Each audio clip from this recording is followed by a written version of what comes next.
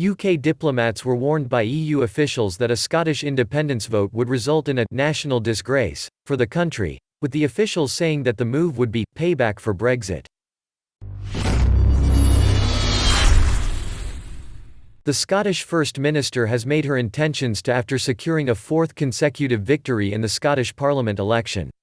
She claimed it is the will of the country, and warned Mr. Johnson against picking a fight with the democratic wishes of the Scottish people. But should the leader of the SNP be successful, the UK faces the prospect of a national humiliation, EU diplomats reportedly claimed.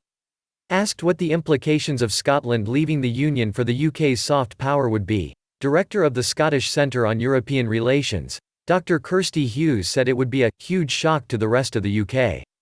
But, she added, with or without Wales and Northern Ireland, England is a big country and its soft power is still going to be there.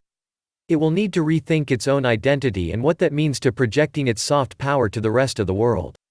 The remainder UK would be looked at very differently from the outside. Talking to diplomats and others in the EU, they say the breakup of the UK would be a national humiliation, and some have told me it would be payback for Brexit.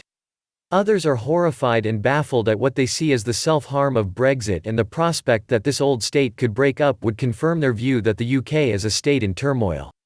And former Permanent Secretary of the UK Department for Exiting the EU, Philip Rycroft, said the impacts would be seen around the world.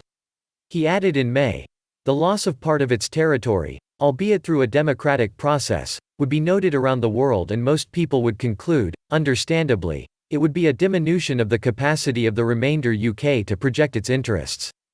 Scotland has always had a bigger part in, it plays a big role in the cultural influence of the UK, and Scottish products are a big part of the British brand.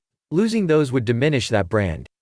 But I think the biggest impact will be on perceptions of Englishness among the English themselves, who make up 85% of the UK's population, and the projection of Englishness as a national identity.